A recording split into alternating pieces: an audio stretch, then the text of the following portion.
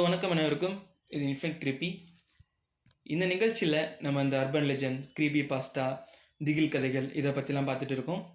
வாங்க வீடியோக்குள்ளே போகலாம்.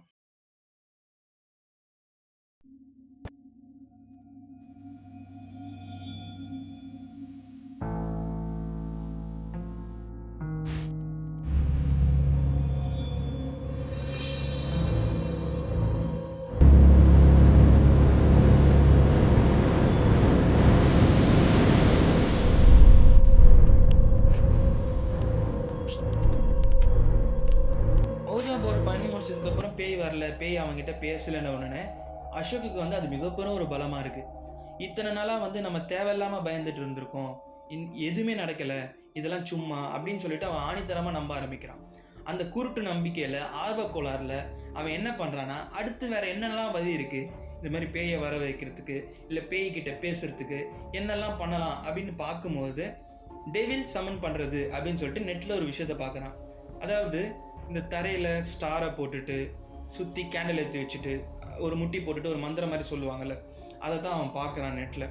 அது என்ன அப்படின்னு சொல்லிட்டு நிறைய வெப்சைட்டில் அதை பற்றி கொடுத்துருக்காங்க. ஒரு வெப்சைட்டில் ஒரு மாதிரி கொடுத்துருக்காங்க. அது எப்படி பண்ணணும், அது ஒரு சடங்கு மாதிரி போட்டிருக்கு, அது எப்படிலாம் பண்ணலாம் அப்படின்னு சொல்லிட்டு போட்டிருக்கு.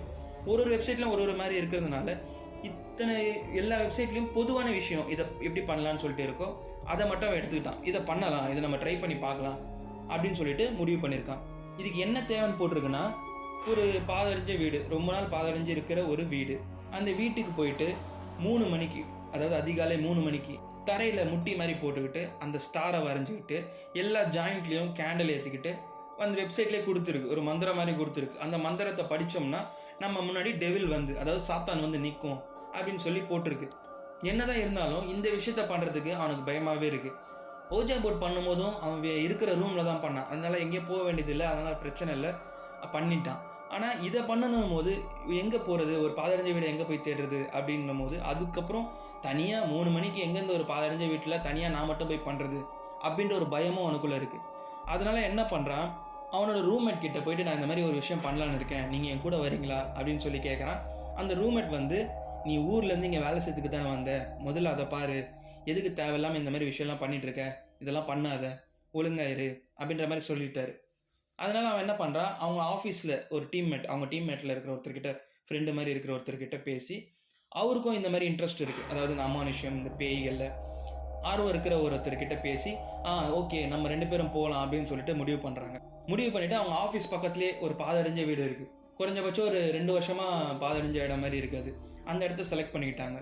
செலக்ட் பண்ணிவிட்டு என்னென்னலாம் பொருள்கள் தேவை, எப்போ பண்ணலாம், என்ன பண்ணலாம், எல்லாத்தையுமே பிளான் போட்டிருக்காங்க.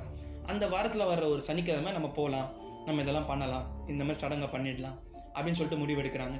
அதுக்கு தேவையான பொருட்களையும் வாங்கிடுறாங்க. ஆனால் அவங்களுக்கு இருக்கிற ஒரு சின்ன பிரச்சனை என்னென்னா, அவங்க இந்த பாதடைஞ்ச வீட்டுக்கு எதிரில் ஒரு சின்ன ஃபேக்ட்ரி மாரி ஒன்று இருக்குது. அதுக்கு வெளியில் நைட் ஷிஃப்ட்டில் எப்போவுமே ஒரு வாட்ச்மேன் ஒருத்தர் இருப்பார். இவங்க போகிற, அதாவது அந்த 3 மணி டைமில் இவங்களை பார்த்துட்டாருன்னா ஏதோ இவங்க தப்பு பண்ண போகிறாங்கன்னு சொல்லி அவர் கத்திய பிரச்சனை ஆகிட போதுன்னு நினச்சி அதை எப்படி சமாளிக்கலாம்னு இவங்க பேசிகிட்டு இருக்கும்போது நம்ம போய் அவர்கிட்ட முன்னாடியே பேசிடலாம், நம்ம ஸ்பாட்டுக்கு கரெக்டாக 3 மணிக்குனா 3 மணிக்கு போக வேணாம், கொஞ்சம் முன்னாடியே போயிடலாம், போயிட்டு அங்கே இருக்கிற இடத்தெல்லாம் செட் பண்ணி வச்சுட்டு கொஞ்சம் நேரம் அங்கேயே இருந்துட்டு எல்லாத்தையும் அரேஞ்ச் பண்ணி வச்சிடலாம், அதுக்குள்ளே அவரை பார்த்து பேசிடலாம், நாங்கள் ஷூட்டிங் எடுக்க வந்திருக்கோம் அந்த மாதிரி ஏதாவது சொல்லி கொஞ்சம் காசு ஏதாவது கொடுத்து அவரை சமாளிச்சிடலாம் அப்படின்ற மாதிரி இவங்க 2 பேர் முடிவு எடுத்திருக்காங்க. அந்த வாரத்தோட சனிக்கிழமையும் வருது.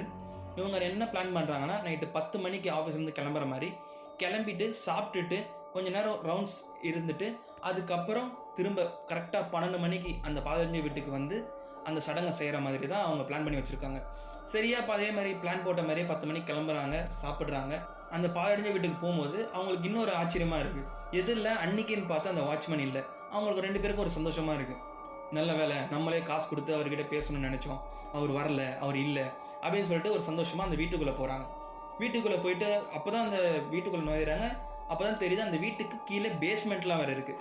இந்த இடம் நல்ல தோதாக இருக்குது நம்மளோட அந்த சடங்கெல்லாம் செய்கிறதுக்குன்னு சொல்லிட்டு கீழே போயிட்டு அவங்க உட்கார்ற இடத்த மட்டும் க்ளீன் பண்ணிவிட்டு இந்த இடத்துல வரையலாம், இந்த இடத்துல கேண்டில் வச்சுக்கலாம் அப்படின்னு சொல்லி 2 பேரும் ப்ரிப்பேராக இருக்காங்க அங்கே என்ன பண்ணணும் அப்படின்னு சொல்லிட்டு. அதுக்கப்புறம் கொஞ்ச நேரம் அந்த இடத்தெல்லாம் க்ளீன் பண்ணி அந்த பெயிண்ட் வரைஞ்சி கேண்டில் ஏற்றி வச்சு எல்லாமே பண்ணுறதுக்குள்ளே மணி கரெக்டாக 2:45 ஆயிடுச்சு. அதுக்கப்புறம் என்ன பண்ணாங்கன்னா, ஷார்ப்பாக 3 மணிக்கு கேண்டில் எல்லாம் லைட்லாம் செட் பண்ணி வச்சுட்டு அந்த வட்டத்துக்கு வெளியில இருந்து அசோக் முட்டி போட்ட மாதிரி இருந்துட்டு அந்த நெட்ல பார்த்த அந்த மந்திரத்தை சொல்ல ஆரம்பிக்கிறான். சரியா 1 நிமிஷம் வரைக்கும் அந்த மந்திரத்தை சொல்லி நிப்பாட்டுறான். எந்த ஒரு சத்தமும் இல்லை, ரொம்ப நிசப்தமா இருக்கு, காத்து கூட அடிக்கல, அப்படியே சைலண்டா இருக்கு அந்த இடமே. கொஞ்ச நேரம் இருந்து அப்படியே பாக்குறாங்க. அவன் கூட வந்த அந்த டீம்மேட் வந்து அவரு கொஞ்சம் ஆர்வமா இருந்தாலும் அவருக்கும் கொஞ்சம் பயமா இருக்கு. இவனை விட்டு கொஞ்சம் பக்கத்துல தள்ளி நின்று என்ன நடக்குது அப்படின்னு சொல்லிட்டு பார்த்துட்டு இருக்காரு. இவங்க ஒரு 5 நிமிஷம் கிட்ட நிற்கிறாங்க, ஒரு 10 நிமிஷம் ஆகுது, கால் ஹவர் ஆகுது. நின்று பார்த்துட்டே இருக்காங்க. கேண்டில் அமையவே இல்லை. அப்படியே நின்றுட்டே இருக்காங்க, பார்த்துட்டே இருக்காங்க. எதுவுமே நடக்கலன்னு அசோக்குக்கு ரொம்ப சந்தோஷமாயிடுது. பேய் வரல, இதுவும் போய் தான், இதை தான் கண்டுபிடிச்சேன் அப்படின்ற மாதிரி ஒரு சந்தோஷத்தோட அவன் இருக்கான். அந்த சந்தோஷத்தோட அந்த டீம்மேட் கிட்ட பார்த்து சொல்றான், பார்த்தீங்களா இதுவும் போய் தான், இந்த மாதிரி எத்தனையோ விஷயங்களை சொல்லி நம்மளை ஏமாத்திருக்காங்க, இதை நான் தான் கண்டுபிடிச்சேன், பேய்னு ஒன்று கிடையாது, நம்மளாம் தேவையில்லாமல் பயப்படுறோம் அப்படின்னு சொல்லிட்டு இதே ஒரு சாதிச்ச மாதிரி அவன் கத்திக்கிட்டு இருக்கான். அந்த டீம்மேட்டுக்கும் வந்து அவன் சொல்றதுல வந்து ஏதோ ஒரு புரிதல் இருக்கிற மாதிரி இருந்தது. கரெக்டு தான் போல, அப்போ உண்மையே வந்து நம்ம இந்த அம்மா விஷயம் அதெல்லாம் சொல்கிறோமே, அதெல்லாம் சும்மா தான் போல இருக்குது, அது ஏதோ ஒரு காரணத்தால் நம்ம அப்படி நினைக்கிறோம், அந்த மாதிரி அவருக்குமே ஒரு எண்ணம் அந்த மாதிரி வர ஆரம்பிக்குது. சரின்னு 2 பேரும் வந்து அந்த வீட்டை விட்டு வெளியில் வந்துட்டு ரோட்டில் இறங்கி நடந்து போகிறாங்க. அவங்க நடந்து போனால் 6 ஸ்டெப் எடுத்து வச்சதுக்கப்புறம் இங்கே கேண்டில் அணையுது. கேண்டில் அமைஞ்ச உடனே அந்த சக்கரத்தில் இருந்து ஹைட்டாக ஒரு உருவம், நிழல் உருவம் பெருசாக எந்திரிக்குது. வெளியில் வந்து இவங்க நடந்து போகிறதே பின்னாடி இருந்து பார்க்குது, அவங்க பின்னாடியே பின்தொடருது. அந்த உருவம் வந்து 6 அடி இடைவேளையில் இவங்க 2 பேரும் பின்தொடர்ந்து போயிட்டே இருக்கு. அசோக்கான ரூம் போகும்போது சரியாக மணி 4:30. போன உடனே எதுவுமே பண்ணல, பாத்ரூம் போனால் ஒரு குளிச்சுட்டு படுத்துட்டான். அப்போது அவனுக்கு ஒரு கனவு வருது. சேம் அவன் என்ன பண்ணிட்டு வந்தானோ அதுவே அவனுக்கு கனவாக வருது. அந்த பூஜையை பண்ணுறான். அந்த ஃப்ரெண்டு, அந்த டீம்மேட் இருக்காரு, அவன் பண்ணுறதை பார்த்துட்டு இருக்காரு. இவன் அந்த சடங்குகளை பண்ணிட்டு இருக்கான். அவன் என்ன சடங்கு பண்ணுறான்றத அவனே எதிரிலேருந்து பார்த்துட்டு இருக்கான். அப்படி இருக்கு அந்த கனவு. அப்படியே அந்த கனவு போயிட்டே இருக்கு. அவன் அந்த சடங்கை பண்ணுறான், கேண்டில் அணையில, அதை பார்த்துட்டு சந்தோஷத்தில் கத்துறான். அவன் என்னென்ன பேசினானோ அதில் ஒரு வார்த்தை கூட மிஸ் ஆகாமல் அப்படியே அந்த கனவுல வந்துட்டு இருக்கு. அந்த டீம்மேட் கிட்ட அதை சொல்லி கத்துறான். சரி வாங்க இங்கேருந்து நம்ம போகலான்னு சொன்னதுக்கப்புறம் அங்கே 6 ஸ்டெப் வச்சதுக்கப்புறம் கேண்டில் அமையுது. கேண்டில் அமையதை பார்த்த உடனே இவனுக்கு பயம் ஆற ஸ்டார்ட் ஆயிடுச்சு. அப்படியே அந்த கேண்டில் அமையுது, அந்த உருவம் எந்திரிக்குது, அதை இவன் பார்க்குறான். அந்த பயத்தோடு அப்படியே பார்த்துட்டே இருக்கான். அந்த உருவம் வெளியில் போகுது. அசோக்கையும் அந்த டீம்மேட்டையும் பின்தொடருது. இவங்க 2 பேரையும் இவன் பின்தொடர்ந்து, இன்னொரு அசோக் பின்தொடர்ந்து போயிட்டே இருக்கான். போயிட்டே இருக்கும்போது திடீர்னு அவங்க 2 பேரும் மறைஞ்சிட்டாங்க. அந்த உருவம் இவங்க திரும்பி பார்க்குது, இவன் கிட்ட வருது. அப்போதான் அந்த உருவத்தை அவன் சரியாக கவனிக்கிறான். எதுவுமே தெரியல, கிட்டத்தட்ட ஒரு 10 அடி மேலே இருக்கும் ஹைட்டு. நிழல் தான், நிழல்ல உருவம் தெரியுது. 2 பெரிய கொம்பு இருக்கு, கண்ணு மட்டும் தெரியுது. ரொம்ப கிட்ட வந்து என்னை எதுக்காக கூப்பிட்ட அப்படின்னு கேட்குது. அசோக்குக்கு கை கால் உதறது, அவனோட இதய துடிப்பு அவனுக்கே கேட்குது. நடுங்குறான், என்ன பண்ணுன்னு தெரியல. திரும்பவும் கேட்குது, ஒரு மாதிரி உருமுறை தோணியில கேட்குது, என்னை எதுக்காக கூப்பிட்டேன்னு. பயம் இருந்தாலும் வெளியில பயப்படாத மாதிரி, இல்லை நான் உன்னை கூப்பிடலை அப்படின்னு சொல்கிறான். உடனே அந்த உருவம், இவ்வளோ நேரம் நீ என்ன பண்ணிட்டு இருந்த, நீ பார்த்த, நீ என்னை கூப்பிடலையா அப்படின்னு கேட்குது.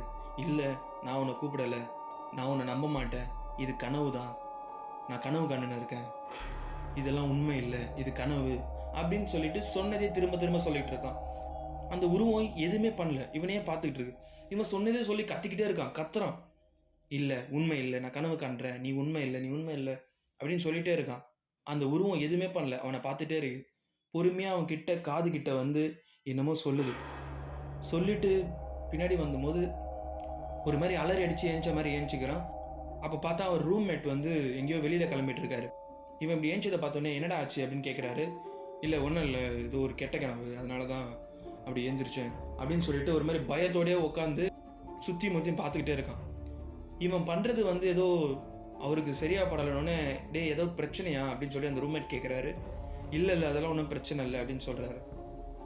உடனே அந்த ரூம்மேட் சொல்கிறாரு, நான் உன்னை கொஞ்ச நாளாகவே பார்த்துட்டு தான் இருக்கேன், உன்னோட நடவடிக்கையே சரியில்லை, ஊர் விட்டு ஊர் வந்துருக்குறோம், ஒழுங்காக வந்தோமா வேலையை பார்த்தோமா போனோமான்னு இருக்கணும், நீ தேவையில்லாமல் எதுலேயும் போய் மாட்டிக்காத அப்படின்னு சொல்லிட்டு அவர் வெளில கிளம்பி போயிட்டாரு.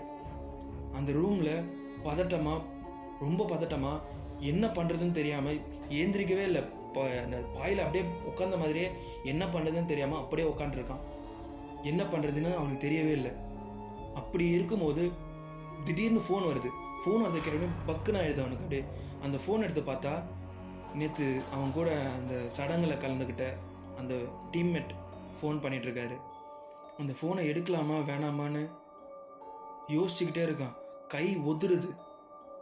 அந்த ஃபோனை எடுக்கலான்னு போகும்போது கரெக்டாக ஃபோன் கட் ஆகிடுது. திரும்பவும் ஃபோன் வருது. திரும்பவும் அந்த ஃபோனை எடுக்கிறான்.